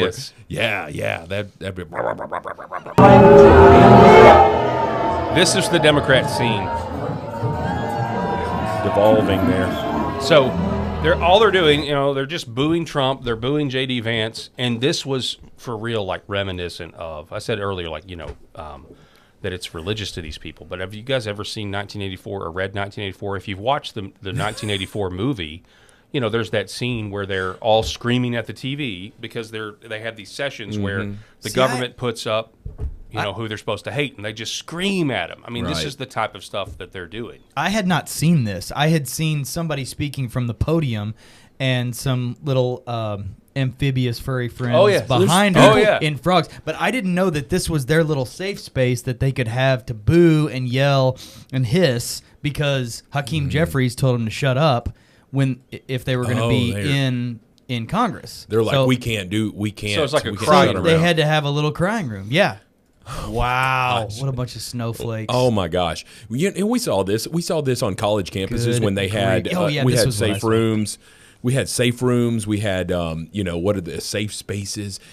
Are you feeling like you need some therapy? You can come in and just talk about Trump winning the election. Yeah, literally, if you have to get therapy because Donald Trump won an election, you are not on the side of righteousness. Man, I wish you really aren't. This is where you need the fart spray to go into the back of the thing that circulates the air inside those costumes. Yeah, so Eric can see what you guys can't see, but you're about to see it. But you guys remember when Alex Jones famously said, "They're turning the frogs gay." Ladies and gentlemen, I present to you the gay frogs. I'm a mother. I am a physician, and I have a flag.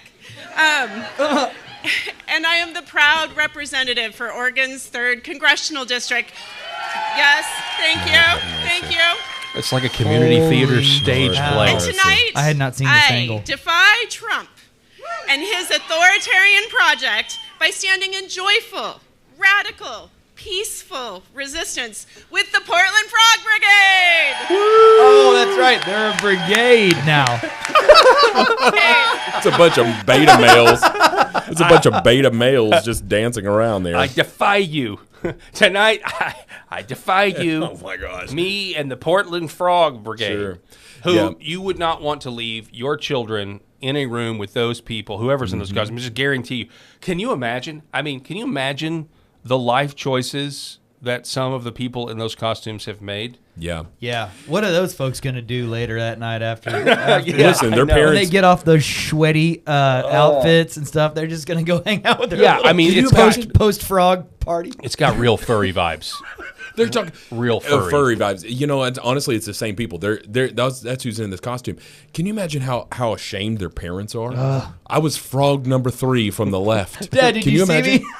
Did you see me? You look like the rest of the frogs, and he's like, I'm riding you out of the will. Oh man, that's I like that. That's good. But it gets fart spray worse. so bad. You were the one that originally sent this to us, right? Last night during the State of the Union, you said I had to watch this, so you Yeah, did too. so I sent it to our group text that just said, hey, I had to watch this, so Well, do you burn your eyes. I'll raise you that, and I'll show you what else happened. Oh, Oh, Lord. here we go. Oh, God. Okay, here is some sort of gay giraffe. Fresh out of an ICE prison in Minneapolis. I've been arrested 3 times by ICE over absurdity, over us being ourselves, over me singing songs like, hey, Mr. Tangerine Man, get rid of brown people for me. I'm Aryan white. There This isn't ain't no real. place I'm going to. This is a... Oh, he's got And a then all of a harmonica. sudden, he's not ready for primetime player ICE agents with 2 weeks of training come after me. Oh, God. I got arrested in Portland. Oh, God. This is AI. I got arrested in Minneapolis in the last 3 weeks twice. Do you see the But panties they can't he's wearing? erase a movement. All right. Oh my. What I went through is 1/1000th of a lot of marginalized people and what they have to can't go breathe. through in those ICE detention centers. I mean, I yeah, can't it's breathe. like, I hang can't on, breathe. it's like, Seriously, man. who would want to marginalize that guy? Yeah. He seems totally sane. This is the kind. Those are the people. Those are the people that scream in the face of, like, Charlie Kirk when he was still alive. They would scream in his face and call him insane. Yeah.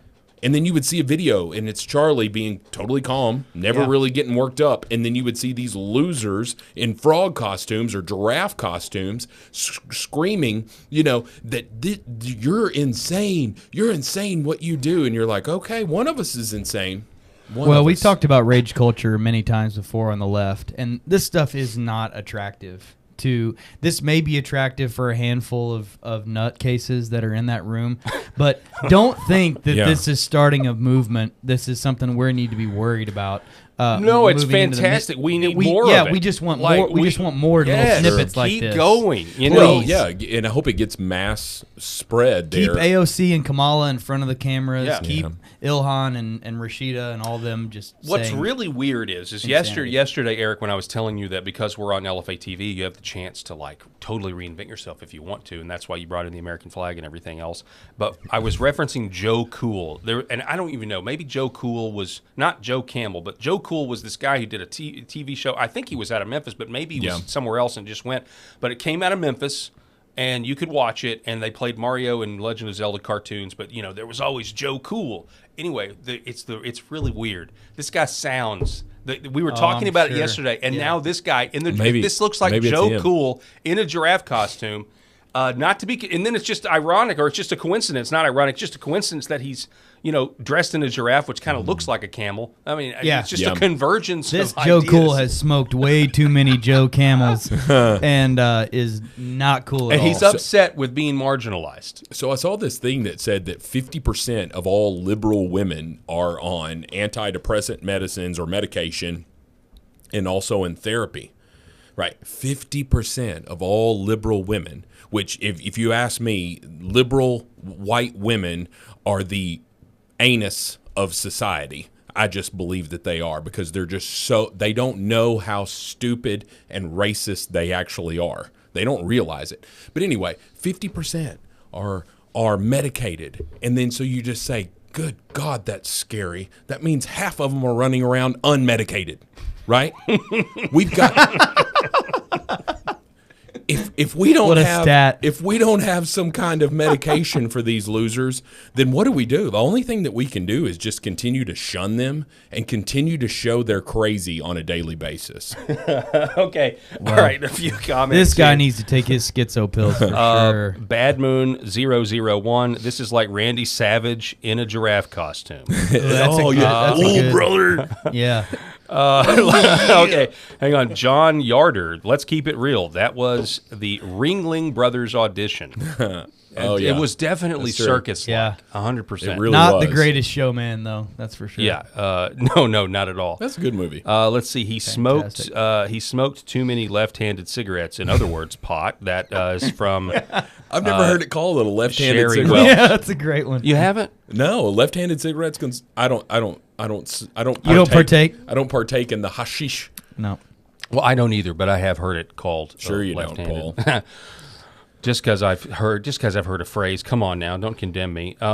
Let's see, what else do we have? Anyway, these comments are great. If those of you, if you're just joining us on other platforms, like my own personal Facebook page or X or wherever, today is our inaugural broadcast at LFATV, and so we're on their Rumble channel, and it's fantastic. It is just Love Rumble. chock full of active comment. Yeah. Never been a part of This a is show. awesome. Never been a part of a broadcast with this much activity at once. And So, live interaction is phenomenal. We normally just do our show, and if somebody comments on the video or something, we answer that comment after the fact, or our clips when we post our clips to TikTok and all of the stuff. But these you guys are nuts, and I love it.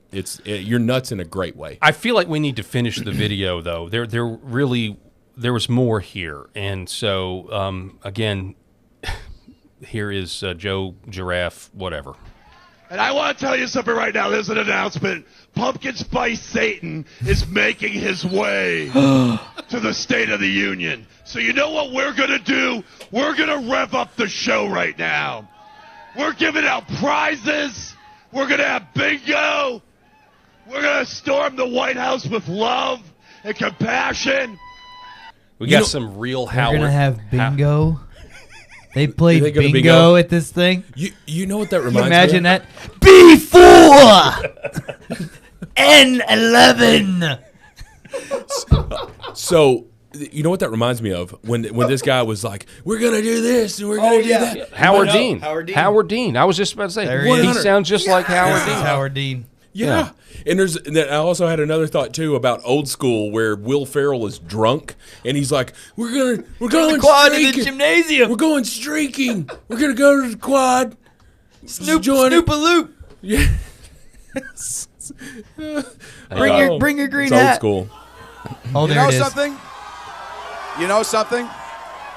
If you had told us 1 year ago that we were going to come in third in Iowa, we would have given anything for that. And you know something? Yeah, third place. You know something?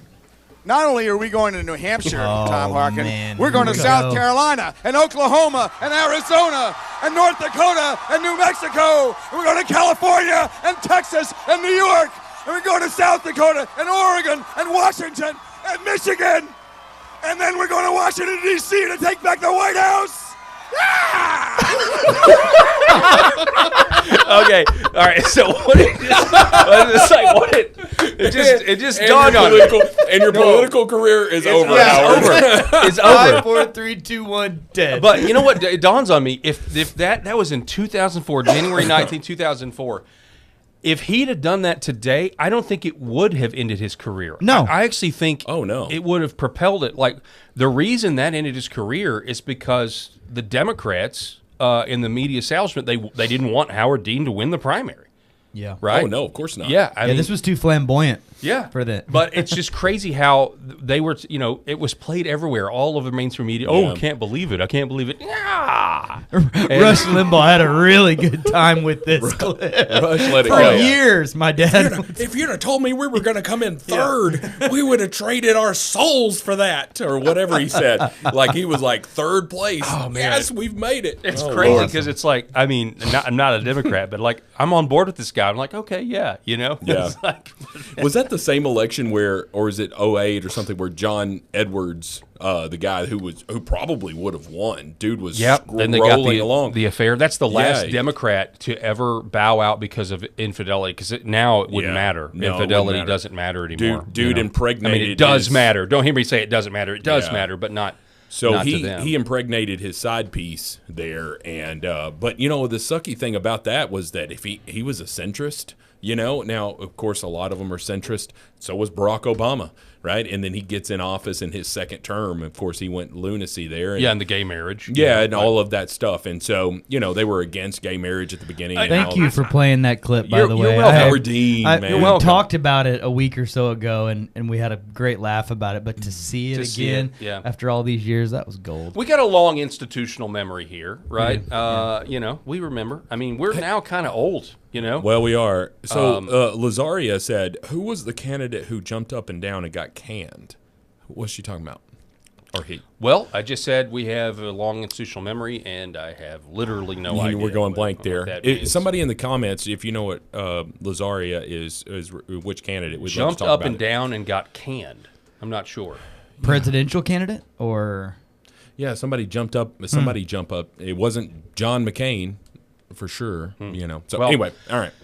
Anyway, and I would just say that back to your Obama comment. I don't think he was a centrist, but he certainly tried to, run as one. Obviously, he wasn't a centrist. Listen, if you listen to, and most of these people in the chat are old enough to remember this stuff, but if you listen to Barack Obama when he was leading up to and running against John McCain, leading into that 2008 presidential election, and then even after he took office, right, he was known as the deporter-in-chief for a reason because he was absolutely against illegal immigration.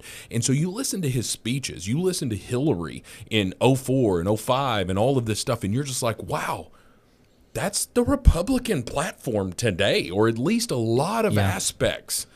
A lot of it Well, even aligns Clinton with it. came out and said recently in some interview, I don't even know, I mean, I'm not even sure how she's still able to, walk around and give interviews, but she gave an interview and said, basically, it got out of hand. Yeah. The Right. illegal all immigration. all Democratic candidates from the 90s and early 2000s are now full-fledged bigots. Yeah. And every other kind of ist and ick that the liberals would now call all of us. That's exactly what they would I call would love them. it if you could find a clip, and maybe we'll do it on a different day, but of Rush Limbaugh reading the 1992 presidential campaign manifesto, essentially, like, here are our priorities. Yeah. And he starts reading it off. And you're like, oh, well, yeah, George W. Bush there is, running for re-election. This sounds like da-da-da-da-da. Nope. It Yeah. was Bill Clinton's platform, Yeah. and it sounded just like, almost just... Well, that's a great segue. All right, let's do it. This is awesome. We're from Arkansas. Yes. So I'll speak on you guys' behalf. From us to you guys listening, and I guess we're kind of apologizing for our parents and grandparents. We're sorry. We're real sorry. We gave you arguably the most political, the most politically powerful family in the world, and we're real sorry about that. Like all of all of Bill and Hillary's tricks, all of that stuff started within the Arkansas bureaucracy that allowed them to exist in that.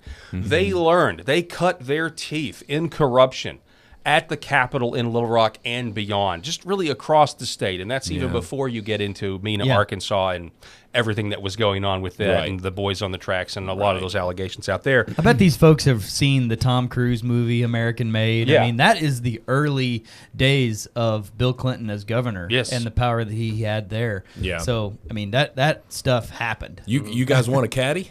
Let me go and you can have a caddy. If you know that clip with he's Tom like, Cruise. it's good. Yeah, he's like, guys, I'm going to walk out of here. And Yeah. they just- You could have had a caddy. Yeah. What do you want, Bill? Yeah. What do you want? So we're sorry, on behalf of our ancestors, I guess not ancestors. I mean, like people that are still alive. Like I never voted for Bill Clinton. I wasn't, old enough. But yeah, I apologize for that because it's kind of an albatross if you think about it, right? I mean, Arkansas is in a lot better place than it was, but my goodness. We were a Democrat state for a long time in that the old Reagan Democrats, this conservative policies, conservative values, but yet still a Democrat before. And Paul and I used to be a Democrat. We've never talked about whether Eric used to be a Democrat, but Paul and I used to be Democrats in the mid 2000s. When you look at what it was in college, I mean, like college, I was, we were I all was a indoctrinated. moron, but then we get out of there and you say, well, okay, well, you left the Democratic Party. No, the Democratic Party shot to the left and went to Looney Town and left all of us here. And we're like, okay, well, I guess we're on the right. Even though we didn't move, the line moved and moved the left over there. Now, of course, as I've gotten older and I've had children, I'm decidedly more pro-life and all of these things. And we've got a great sponsor, 7 Weeks Coffee here. If you buy your coffee and support that. Promo code Paul. Promo code Paul. But anyway, so we've done all of that stuff. But regardless, the Democratic Party changed, but they're the ones that they say that we've changed. And that's just absolutely asinine. Not to defend Bill Clinton as a person, but Bill Clinton was for a balanced budget.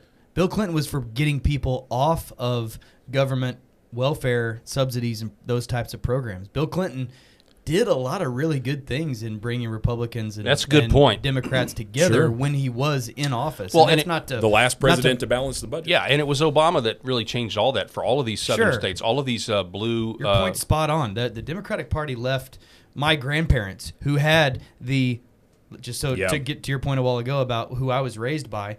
When I walked into my grandmother and grandfather's house, there's a coffee cup in their kitchen that has Bill Clinton's face on it. Right. State of Arkansas, home of President Bill Clinton.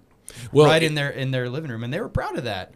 And I talked about this on the show in 2022. It was the midterms here, and I remember being in line. And so in the state of Arkansas for the midterms and for the primaries, you have to declare, hey, do you want a Republican ballot or do you want a Democratic ballot?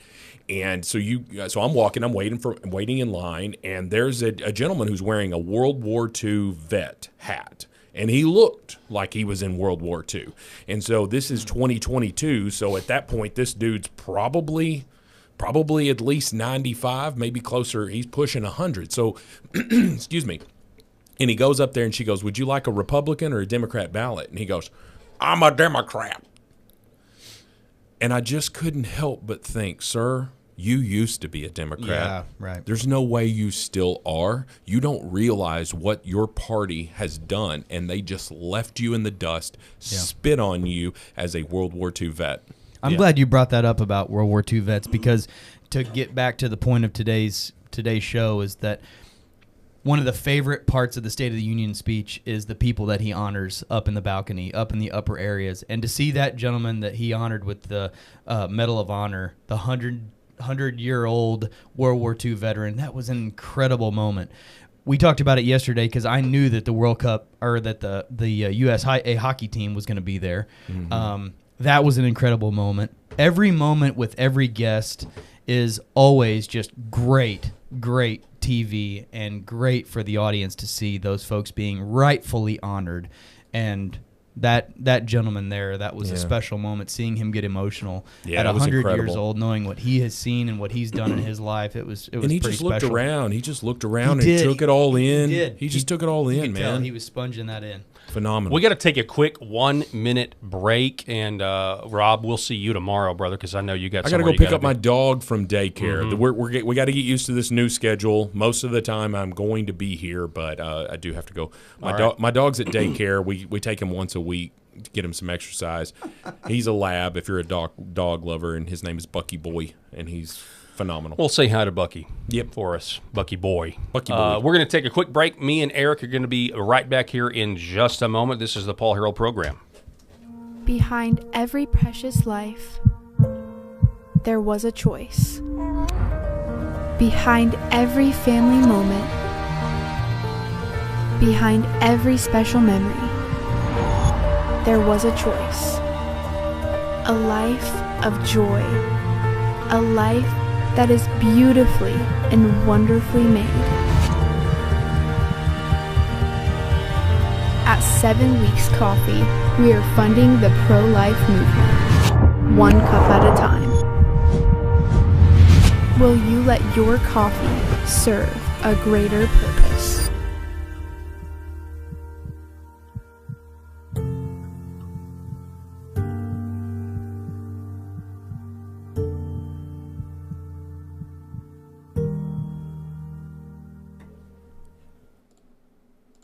It's 7weekscoffee.com and use promo code Paul. We would really very much appreciate it. For those of you just joining us here on Live from America TV, LFATV, we really appreciate it.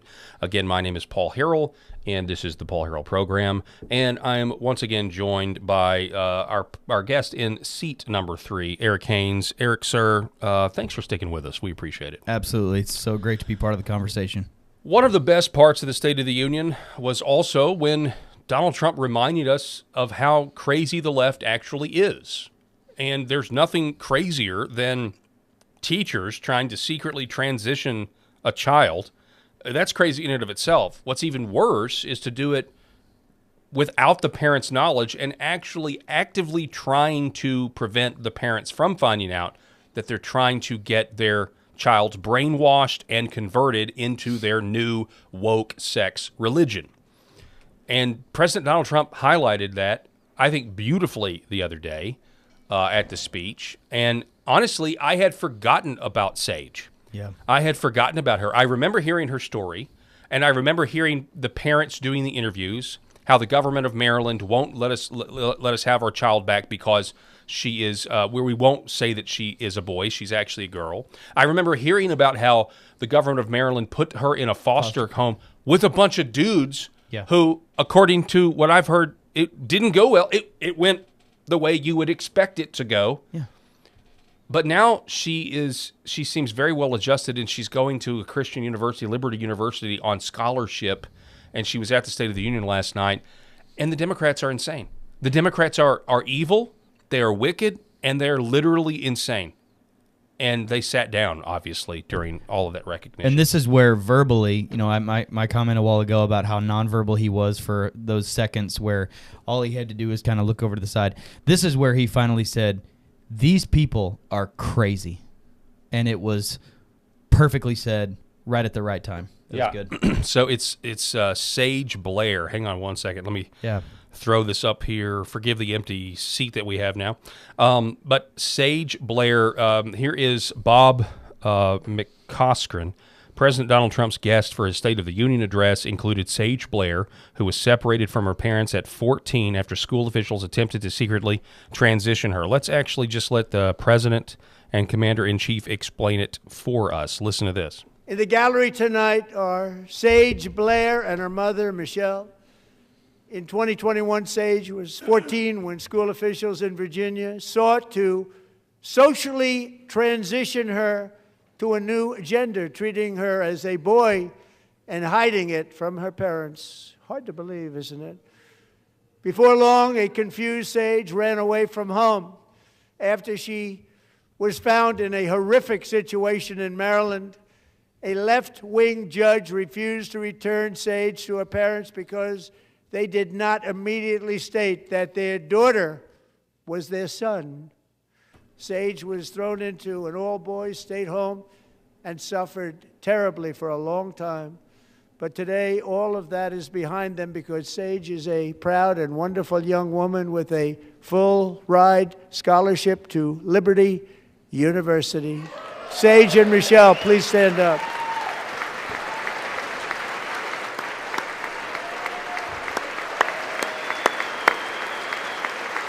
Hey, does anyone in the chat know what this is? Yeah, that means this is real. This really happened. Okay. Yeah. It's obviously some sort of generational thing that I have no idea about, right? It's a generational thing. It's the stuff the kids are doing, the young people. Yeah. And it just means truth. What'd you say? It's called clocking in. It's called clocking in. Yeah. To do this, to applaud, it seems like she's applauding with her fingers. No, she's affirming what Donald Trump said what actually happened. Okay. All right. That's perfectly fine. That's what this is. Okay. Well, just clocking in.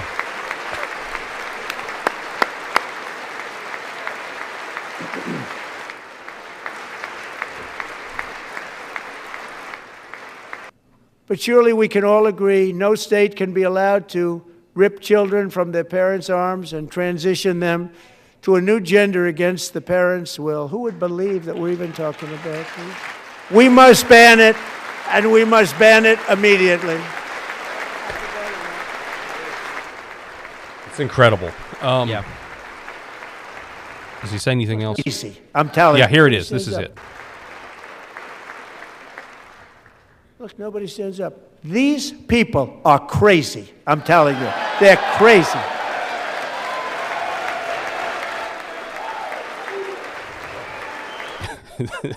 Yeah. The Joint Chiefs of Staff, like the military guys, they're like, well, we never stand up. Just to be clear, we don't ever stand. We're not supposed to stand. We're not with them. It's also a kind of an LGBTQ symbol for, I think, spilling tea. That's one of the. All right. It's one of the things. Well, I have no idea. Yeah, but it's valid. That was a powerful movement, a was. powerful moment, a very powerful moment by the president there, and it does highlight just the huge divide. And I will say this, if we're being real, be real for a second, the State of the Union, no. Yeah. I think 80% of Americans certainly think that transition is that transing is not. Men are men, women are women. You can't become, you can't swap your gender. I think 8%. So we're definitely united on that fact. And you've got these people in the room representing, I think, 20% and probably less than that. I think sports has really driven that message home too over the last few years. We've seen that. We've seen that play out.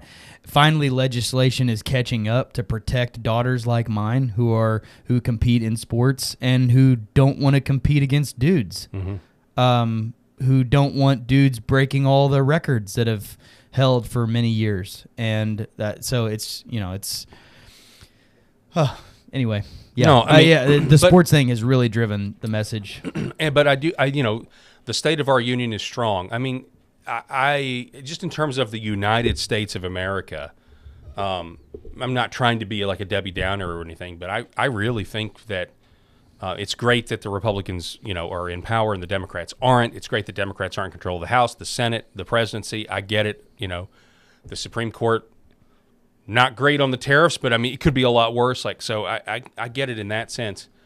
But just think about it in terms of the United States of America. It's one thing to have laws that are different, which we used to have. America used to have states that had laws that were pretty different. You could take little things. The legal drinking age used to be 18 in some states. Now it's 21. Now the reason that happened is because the federal government said, we're not going to give you your own money to build highways, your own money back to you. We're not going to give it to you unless you change these laws. Mm-hmm. So there's these ways to do that by giving money with strings attached and everything else. But I'll just talk about the abortion issue for a second. It's left up to the states. And that's fantastic. I agree. I want personally, I want a national abortion ban. I think abortion is murder. I think it should be codified as such. And I think people who have abortions should be prosecuted. That's my opinion. There's a lot of people that have different opinions. But if you just take it on its face, we're leaving it up to states in abortion, and you've got people that in Arkansas, let's say, or Tennessee, they're like, no, abortion is murder. We're not going to do it. We're going to do our best to eliminate it. But then you got California that says, no, it's not a baby, and it's not murder, and kill all the babies you want. It's health care. That's not just a difference in a DWI mandatory minimum sentencing between states. That's not a different. That's literally a very key difference. It's a societal difference. I don't think you can actually have a society moving forward if you have those types of differing views. It's not going to last forever. It's true. A house divided can't stand. And so we really are at a pinnacle. And all of that is driven by both sides. And I'm going to say this to this new audience. Both sides right now believe they have the moral high ground. We can look at them and say, your policies are evil. Transing kids is not health care. That's barbarism. That's butchery. That's evil. We can look at them and say abortion is murder. It's wrong. It's evil. It's no different than the ziggurats and the Aztecs and pulling people's hearts out on the top. We haven't really evolved as humans. We're basically the same barbarians, and we can say all that. But they believe that they are morally correct. We think we're morally correct on that. They think they're morally correct. And it's not on little things. It's on really big things like men's and women's restrooms, like how we interact with each other in public. Like their side can't agree on the most basic ideas of family, procreation, marriage. And so in a lot of ways, while I know President Trump said the state of our union is strong, and I hope it is in terms of the people that actually have control of government. I hope our intel oligarchy finally gets reined in and people go to jail for the stuff they've done, like framing Trump for treason. But in the grand scheme of things, if you actually look up, if both sides disagree and both sides think it's a moral issue, which I do, as I've said to you before, I am not interested in discussing fair tax policy. Like if I were in office, I would not be interested in discussing fair tax policy with a Democrat if the guy sitting across from me is in a dress and thinks that men should compete in women's sports. I'm pretty sure that is a much more severe moral problem than partiality and unfair taxes. And I think we've got to solve that issue if we're going to actually ever be successful on the smaller problems. Those are huge problems. And so, yeah, I don't know. I think we're more divided than ever on the stuff that really matters. And unless they're made to stop, this is why I'm a recovering libertarian. I believe banning things is good sometimes. And unless we go forward, I think of people like Jeff Younger, whose ex-wife kidnapped his son and took him across the border to California out of Texas and has been attempting to transit the son for the last, couple of years. And you think about stuff, it's like there's a real world cost of these families that have gone through this stuff. And that ex-wife of Jeff Younger's was a pediatrician. She's a practicing pediatrician. So it is insane. Trump is right to say they are crazy, but we've got to have a mechanism to make them stop. And so the Congress, after they pass the SAVE Act, need to codify a bunch of other stuff. Because all that DEI, all that trans, woke, sex, religion will come rushing back if we ever lose control again. It's time to codify it, and it's also time to win in court, too. Yeah, for way too many years, nobody just put their foot down and said, no, this is not happening. It was turn the other cheek. It was err on the side of caution. It's not that bad. It's just give some extra grace there.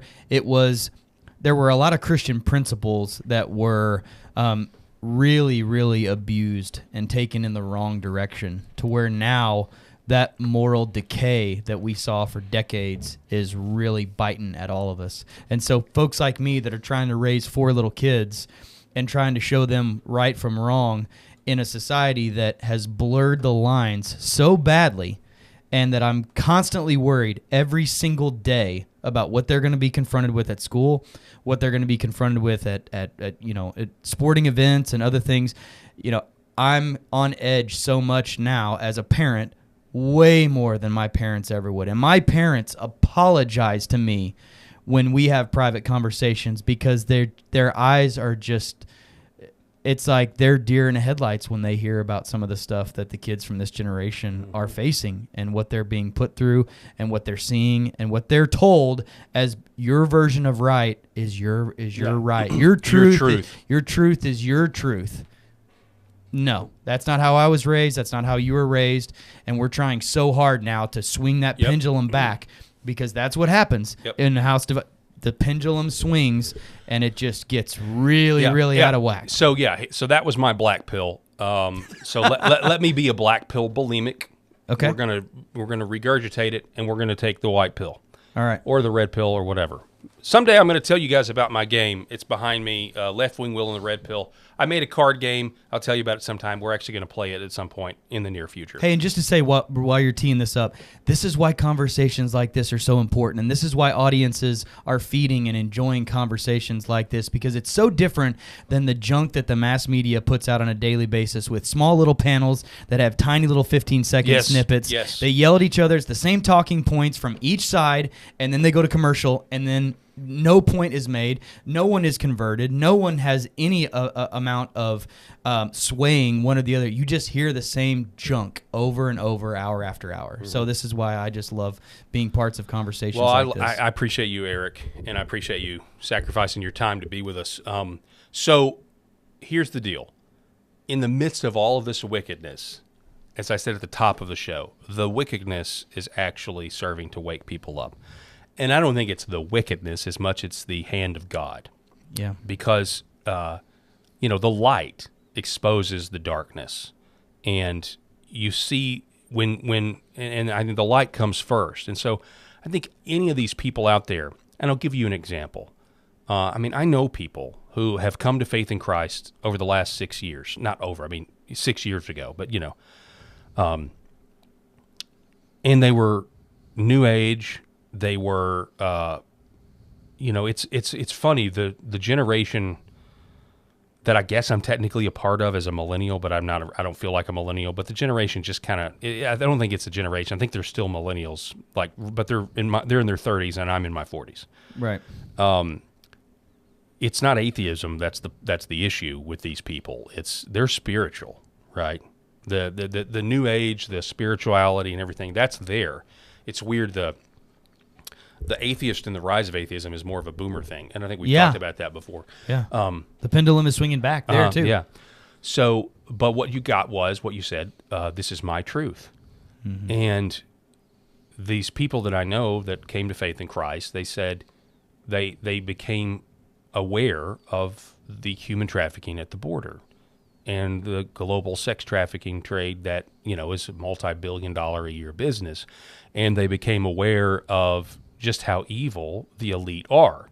A lot of what you're seeing in the Epstein files that we now have confirmed about how sick and twisted the world is, you could find people making those claims before we had proof, obviously.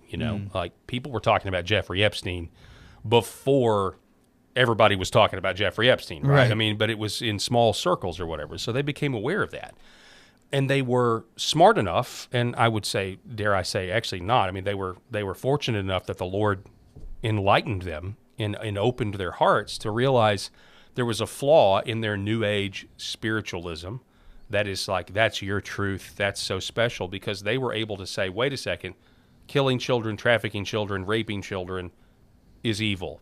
It is morally wrong, and it's disgusting. And they recognize, well, that doesn't comport with my theology of your truth. Do you? And it wasn't just you do you. It was more jazzed up from a literary sense. To make it seem like it's like some sort of spiritual. And there's this guy Stephen Bancars, I think is his name, who converted. He was this big New Age guy, and he came to faith in Christ, and he walked away from a lot of money to do it because he was making all this money. As a New Age guru or whatever, and he believes in Jesus now. So people are coming to faith in Christ every day, but they're doing it in a big way because the left has gone full mask off. Yeah, and that is an encouraging thought, and that is ultimately, and let me be clear, that is ultimately what's going to save the country. If we're as a country are going to continue to exist. And we're not going to splinter off, or we're not going to utterly destroy ourselves with the technology that we have to enslave ourselves. The only thing that can truly save this country is people worshiping the Lord in spirit and truth, and being sanctified by the Holy Spirit as we live our lives, as we get married, as we raise our kids, as we raise the next generation, pouring into them the fear and the admonition of the Lord. That is literally the only thing that's going to save us. And the Christless conservatism, which it does exist. There is such a thing as Christless conservatism, where, and I can get caught up in it as well, where we want to make them stop, as I said earlier, and we do need to. We do need good Christian people in government to wield the sword and be a terror to evildoers and reward good.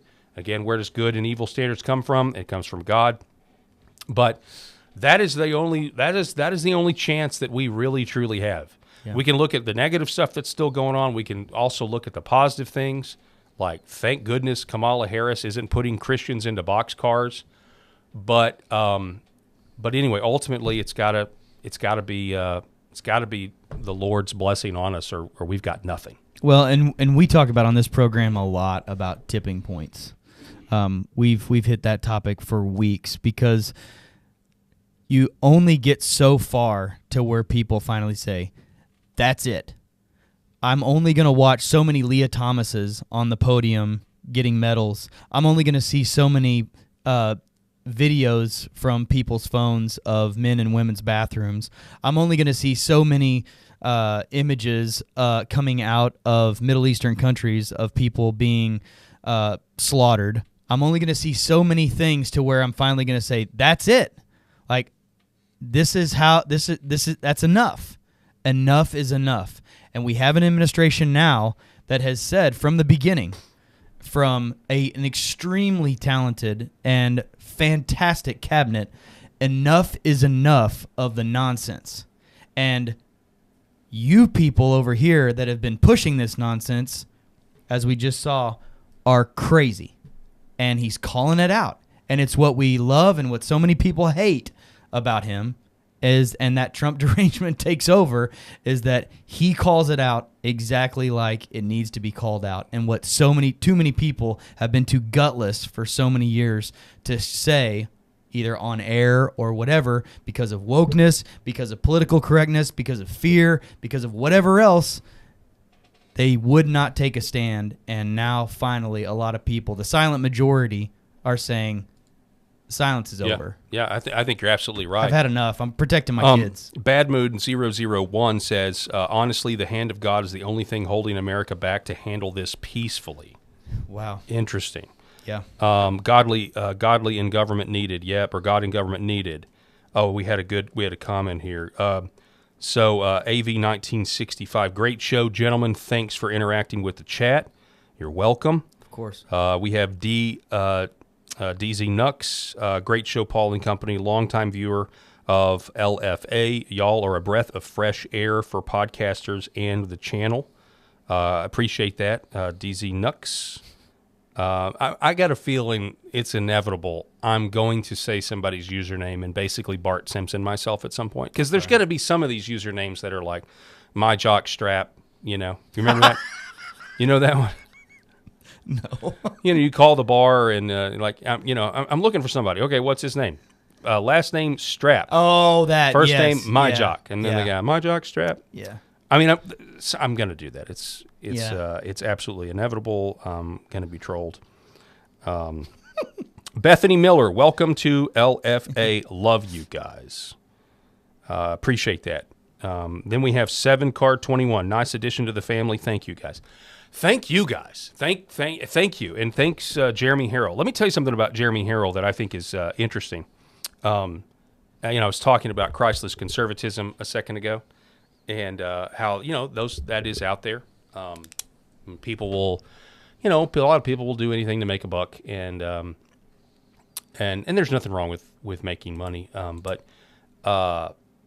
in this business, you guys are familiar with the Bible verse or the Bible reference. Saul has slain his thousands and David his 10,000s. Oh, yes. So I have run into that before in my career. It was a while ago. And the fact when I had the first phone call with Jeremy to see if he would be interested in, kind of seeing what his needs were. Are you interested in carrying the program? In the back of my mind, I thought there's a very little chance that Jeremy is going to say yes, because my last name, while spelled differently, sounds the exact same. Just based on that idea. Saul has slain his thousands and David his 10,000s. Now, not to say that I'm David in this situation, but you get the point of, when you're talking about broadcasting and, being in journalism and running shows, we need people to watch and we need people to like the show and everything else. And Jeremy was so humble. Matter of fact, he seemed to think that the fact that our last name sounded the same was actually a sign that we should do business together. And I find that rare. And anyway, I just want to thank Jeremy for allowing us to be here on the show as we wind things down. And things happen for a reason, Paul. Yeah. They really do. All good things work together for good, too. Amen. They do. All things work together for good for those who are called according to His purpose. And, Amen. And that's how we want to do this show moving forward. And we may not, I can guarantee you we're not going to get it right all of the time. We're going to get a little too fired up about things. Yeah. I can guarantee you we're going to make mistakes because we're human beings, but we appreciate your patience. And this chat has been amazing, and I appreciate your warm reception. And we're going to do the best that we can to deliver you guys the news and, do it from an unapologetic right-wing perspective as well as a Christian perspective and everything else. As we wind things down, I will say one of the things that I'm excited about, let me see if I can find this article here, and I'll share it with you. I do think this is interesting. I had a friend that texted me before the speech, and he said, I really feel like there needs to be some sort of task force to help out the Trump DOJ because they're so overwhelmed. Here we go. And there's a lot of, we could talk about the Trump DOJ and my disappointments with that for a long time, but here it is. Yeah, J.D. Vance. Yeah. Headline, Trump deploys J.D. Vance as fraud czar, calls out Minnesota's billion-dollar scandal in the State of the Union. Not just billion-dollar, $19 billion. $19 billion. It's absolutely insane. Ilhan Omar is shaking in her burqa right now. She should. She should, because how much of her campaign money? It's good that he's out of the race. How much of their campaign money is a result of these corrupt schemes, tithing portions of it back to them to fund their woke ways. It's going to come out now. So it's going to be really interesting to see what happens. Anyway, somebody just said we need to. Oh yeah, we're off. So we'll see you next time. I got the clock mixed up. I apologize. Thank you so much for being with us, and we will see you next time. I didn't realize what time it was. Forgive me.